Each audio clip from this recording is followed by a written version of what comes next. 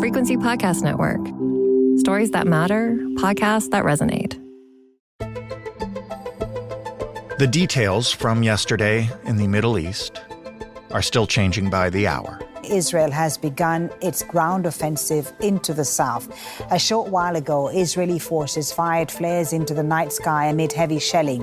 We are coming on the air because ABC News has now confirmed Iran has just launched a retaliatory missile attack targeting Israel. Whatever those details are, the big picture is now clear. The larger, regional war that most of the world has been trying to avoid for a year may have just begun.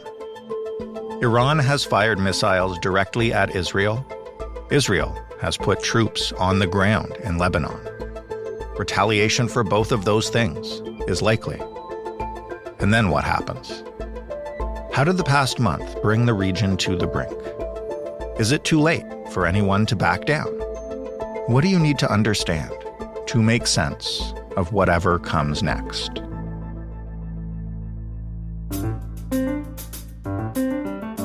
I'm Jordan Heath Rawlings. This is The Big Story. Dr. Randa is the director of the Conflict Resolution and Track 2 Dialogues program at the Middle East Institute. She is in the U.S. right now. She is based mostly there and occasionally in Beirut. Hey, Randa. Hi, Jordan. How are you? I'm adapting to a rather fluid situation this afternoon, as I imagine you are as well. Of course, aren't we all? Yes. Well, we're recording this on Tuesday afternoon. As I'm speaking to you, Iran has launched a missile attack at Israel at the same time. Israel's ground forces are moving into Lebanon. I guess I'll start by asking you, is there any way back from this now, or is this the larger regional conflict people have been warning about for a year? I mean, we definitely are in a regional conflict. How large it's going to get, we'll see. We will see when will the Iranian strike end, because it seems to be coming in waves as we speak. What will be its consequences on the ground in Israel? And then will Israel decide to retaliate? Because when the Iranian Revolutionary Guards issued a statement prior to the start of the attack, saying this attack is in retaliation for Israel's assassination of the Secretary General of Hezbollah, Sayyid Hassan Nasrallah, for the assassination of their deputy IRGC commander in charge of Syria and Lebanon, who was in the meeting with Sayyid Nasrallah, and also in retaliation to the assassination of another, I think, commander the Israelis killed. And then they said they won't, if Israel were to retaliate to this attack, we will also retaliate with a bigger, much larger attack. So we're going to see if now Israel will just absorb this hit, depending on, again, what kind of damage this hit results in. Mm-hmm. And if it decides not to absorb the hit and to retaliate, then we definitely are on a regional escalatory spiral. For those of us who don't understand the politics of the region or follow it so closely, can you explain why Iran would go after Israel in retaliation for Israel taking out Hezbollah leadership? Hezbollah was formed in 1982 in the aftermath of Israel's invasion of Lebanon. And at the time, the purpose of that invasion was to remove the Palestinian fighters who were using southern Lebanon as a territory to launch strikes against Israel from. So that objective was achieved by Israel at a tremendous human cost. There was a major massacre, that resulted there, the Sabra Shatila massacres, where, hundreds and hundreds of civilians were massacred. But as a result of that, you had, the Palestinian fighters were kicked out of southern Lebanon. And then what did Israel get in return? It got the Lebanese resistance fighters, meaning Hezbollah. And the IRGC, the Iranian Revolutionary Guards, were basically the godfathers, the trainers. They are still the trainers, the funders, the party that gives weapons to Hezbollah. And part of the reasons driving the Iranian Revolutionary Guards for supporting Hezbollah in this way, there is a declared reason. These are people who would like to resist against Israeli occupation of their lands.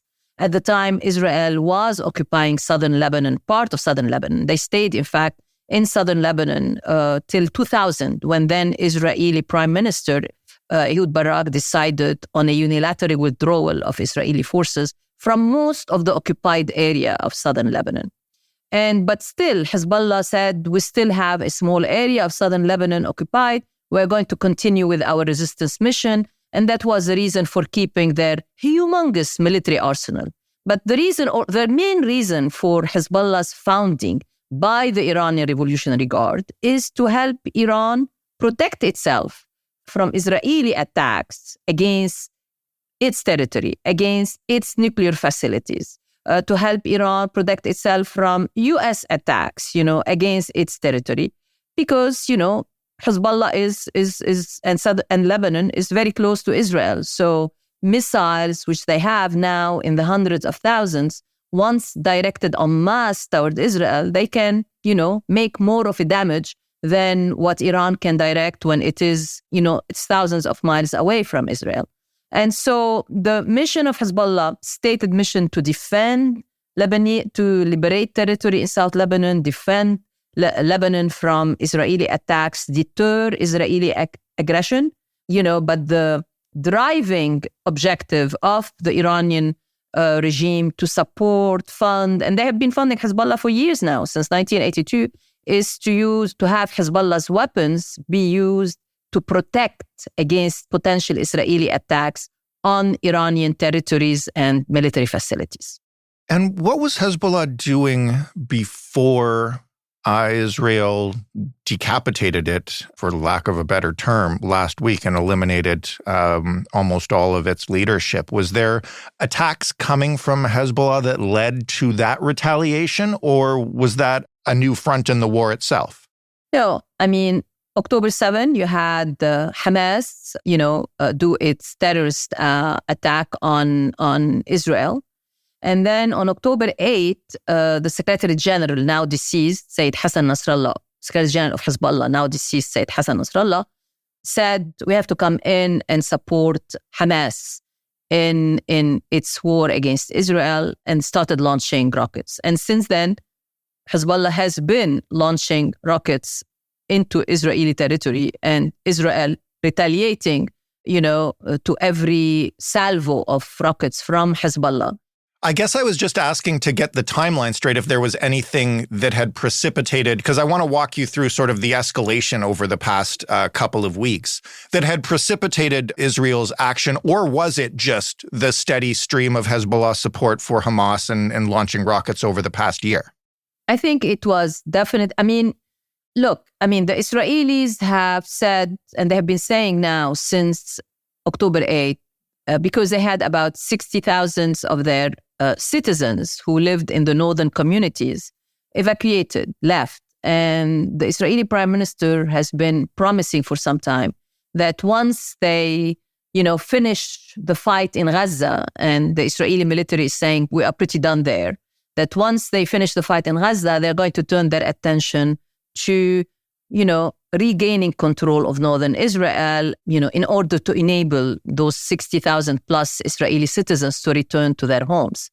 And I think at some point, there was a diplomatic process being launched, being engaged by the United States for some time, trying to, convince Hezbollah to stop its attacks. The problem is that when they launched their attack on October 8 against Israel, Hezbollah Secretary General at the time linked the two wars and basically said, we will be stopping our attacks when there is a ceasefire in Gaza. And if you remember, last November, there was a brief ceasefire in Gaza negotiated by the Americans, the Qataris, and the Egyptians. And during that time, Hezbollah totally stopped their attacks, basically, giving credence to their argument that their war or their attacks against Israel are very much linked and in support of what's going on in Gaza. And so there have been attempts, again, to have Hezbollah de-link those two fronts and to say, okay, Gaza ceasefire is not achievable now. Let's work on a Lebanon-Israel ceasefire and on a process, to bring stability to that border area which then would enable Israeli citizens to go back to their community. But also, we have to remember, there are 100,000 Lebanese citizens who lived in those border communities, in those border villages, who are farmers, who lived from the land, who basically this is agricultural area of Lebanon, also who were, who were forced to leave their homes and their land. So that takes us up to the attacks that decimated Hezbollah leadership. After that, if Iran hadn't launched these missiles today, the breaking news would be Israel sending ground troops into Lebanon. What is their stated reason for doing that, and why would they need to after already decimating Hezbollah? That's a very good question. First, we have to also know that the decapitating of Hezbollah's basically leadership and the decimation of Hezbollah leadership has been going on for some time, prior to this last Friday, when this major strike on a Hezbollah stronghold in southern suburbs of Beirut killed Hassan Nasrallah, the Secretary General of Hezbollah. All along, Israel has been using vast amounts of intelligence it collected over the years against Hezbollah to target commanders. So you had direct hits by Israeli drones on cars, on killing a specific commander here, a specific commander there. Basically, over this last 10 months, pretty much all of the military command structure of Hezbollah, has been decimated. And then you got the coup de grace, if we can put it this way, the last thing, which killed the Secretary General on Friday, who is the chief, who is the head of that military command council. Now, Israel, what's happening is that Israel found, Hezbollah now is at a weak point, at its weakest, in fact. These were severe blows to Hezbollah leadership structure and to Hezbollah's communication, to Hezbollah's capacities internally to coordinate, to plan attacks, severe blows. And so Israel understands that despite all of this, despite what they have done in terms of eliminating these commanders, Hezbollah was still launching rockets against northern Israel as late as yesterday. And so their argument is that they have to come in and clear this, the distance varies, or the range of the stretch of land. They said we have to clear anywhere, 10 to 18 kilometers from the blue line, which is the unofficial border between Lebanon and Israel. So we have to clear 10 to 8 kilometers of that area inside Lebanon, all the way up to the Litani River, right?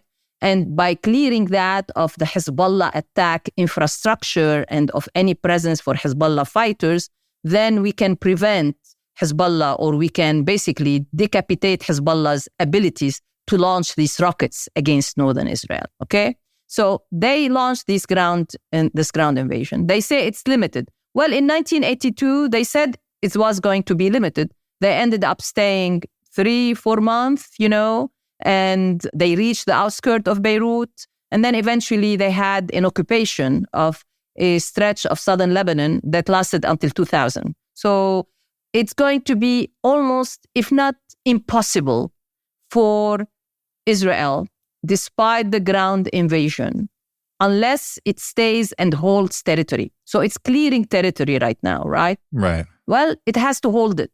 By holding it, it's going to open itself to the kind of insurgency attacks that we Americans had suffered from in Iraq, that Israel's had encountered during its occupation of southern Lebanon between 1985 to 2000. This was a bloody insurgency led by Hezbollah. They are now trying to occupy and clear a land that is basically Hezbollah territory. Their fighters are villagers from these places. They know this terrain extremely well. The geography of the terrain itself is very much in the defender's favor and not in the attacker's favor. And unless they are willing to fight an underground warfare, which is extremely difficult to do and extremely bloody to do, because most of these missiles are stored, as well as the fighters, they will be operating from long stretches of underground tunnels that Hezbollah has been now putting in place for decades, like is the case with Hamas in Gaza. And so they are, at a time when their military is already stretched thin, is already, tired, here they are now entering another, starting another war, and in this case, invasion of a sovereign territory that is going to bog them in a bloody, sustained campaign for some time.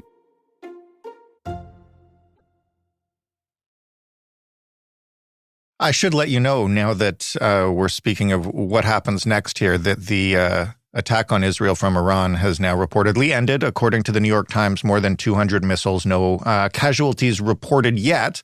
But where does this go from here, I guess? You mentioned that what Israel does will kind of determine it.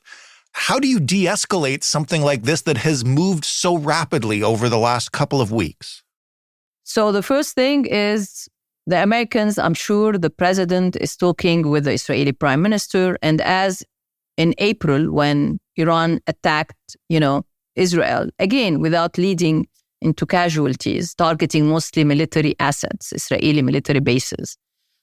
At the time, the advice of the American president, Mr. Biden, to the prime minister, Netanyahu, just absorb it and let it go. And then a few days later, Israel attacked, without publicly stating it, attacked military assets inside Iran. And the message was sent to Iran by that attack, which was not publicized, by the way.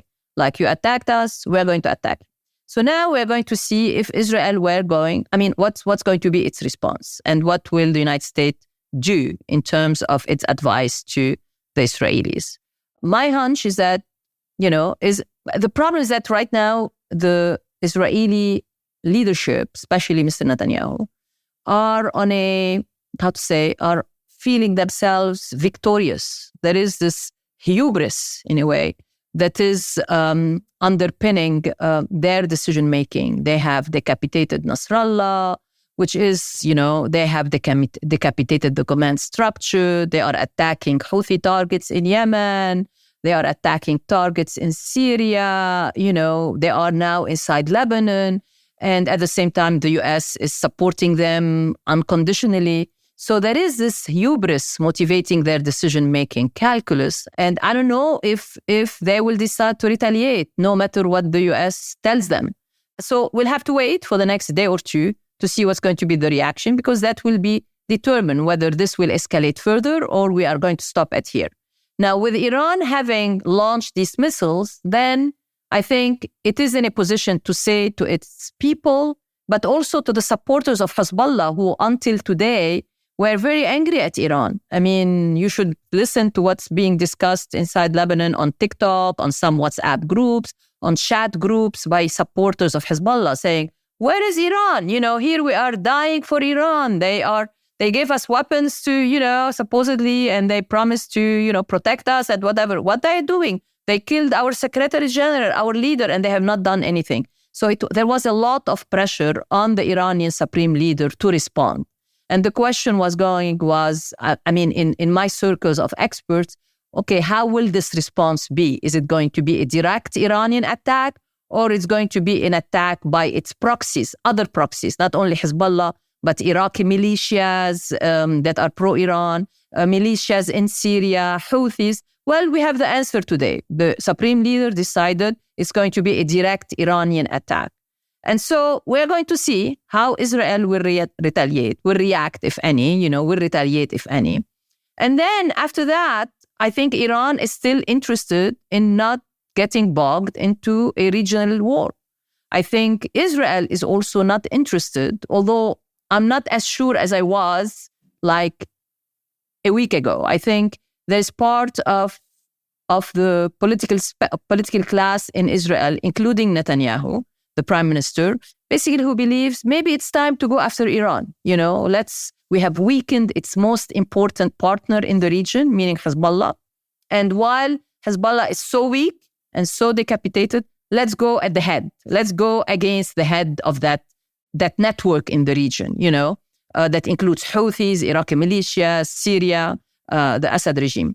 And let's go and target them. Let's attack their nuclear installations. I don't know if they have made that decision yet, but I think there will be people around the Israeli prime minister, who will argue this is a unique opportunity to rechange the political map and security map of the region by not eliminating, but by weakening Iranian footprints in Israel's neighborhood to the point that it no longer represents a threat to Israeli security, right? So I think that's where we are. We are at a very dangerous point, at an inflection point, where Israel has to decide if it wants to go into a regional escalation. And then if so, Iran will then retaliate, of course, to Israel retaliation. And then we are locked into an escalatory spiral that is very, very, very dangerous, and that will pull in, American forces, that will pull in, that will affect the global economy. This is a region where you have a lot of the oil assets, for the world. And so we are at a very, very major inflection point right now, and very dangerous point. We're less than a week away now from the 1 year mark of the October 7th attacks. Does that have any significance in the region? Will people be watching on that day to see what could happen? And I guess just what will you look for? I mean, a lot is already happening. Fair enough. And so I don't know if, again, I think the next 2 days are going to be critical. So October 2 and 3 are going to be super important to watch. And again, watch what Israel decides to do. And beyond that, we have to watch what Israel is doing in southern Lebanon and what are its plans. If it's truly, is it truly a limited invasion of the country and clearing, as the American Secretary of Defense, the attack infrastructure of Hezbollah in southern Lebanon and getting out? Or is just the prelude, what we are seeing right now is a prelude to a long occupation of a major stretch of southern Lebanon, leading to a sustained Hezbollah insurgency, which, by the way, will be supported by the majority, by all of the Lebanese. There is this feeling of triumphalism right now in DC about what Israel has done vis-a-vis Hezbollah, argument that some of the Lebanese are cheering them on. Well, once Israel goes into Lebanon, and it has already, and once it's clear to all the Lebanese, all of them, that this is a long-term occupation, you are going to see the wind shifting in terms of public opinion inside Lebanon and inside the region against Israel. So it's going to be another occupation by Israel. So there is the occupation of Palestinian territories, and now it's an occupation of Lebanese territory. And we are expecting, the expectation is that there will be a very high number of casualties in Lebanon as this progresses. So again, I don't know how much the international public opinion can take, how more can take of lives being lost. So far, they have shown more readiness to accept higher number of human lives lost, Arabs and Muslims. I don't know if they keep accepting that, or we have become desensitized. I don't know. I'm shocked by the fact. Well, that was going to be my last question for you, which is that it occurs to me that we've gone through this entire conversation without discussing what is still going on in Gaza. Yes. And that's how far we've evolved. Yes, I agree with you. And, killing is still going in Gaza. Every day, people, children, women are dying. And yet, the objective, Mr. Netanyahu's objective of decimating Hamas, of catching the leader of Hamas, Sinwar now, who is still of denying Hamas the ability to launch rockets, which they are doing in a much more limited fashion against, Israeli territory, has not been achieved, despite what the military has said. Hamas is still there. It will reconstitute itself. Think of all these kids who have lost their parents, who have seen their mothers and fathers killed by Israel, and they are orphaned. Where do you think they are going to go next? They're going to join the ranks of Hamas and maybe of a more radical organization than Hamas. The same thing in Lebanon. Think of all these people, who have lost and will be losing parents in Lebanon. Who do you think they will go to? which party they will join. Hezbollah, 1982 invasion of Lebanon by Israel was the founding moment of Hezbollah. The 2024 invasion of Lebanon is now going to resuscitate Hezbollah from its weakest point because it will rally people around Hezbollah as the only party that can liberate Lebanese lands. Randa, thank you, as always, for coming on the show. Thank you. Thank you very much, Jordan. Dr. Randa Saleem, director of the Conflict Resolution and Track 2 Dialogues program at the Middle East Institute. That was The Big Story. For more, you can head to thebigstorypodcast.ca. You can send us your feedback on this episode or any other by emailing hello@thebigstorypodcast.ca or by calling us up and leaving a voicemail at 416-935-5935. The Big Story is in your favorite podcast player, and it's on your smart speaker if you ask it to play The Big Story podcast. Thanks for listening. I'm Jordan Heath Rawlings. We'll talk tomorrow.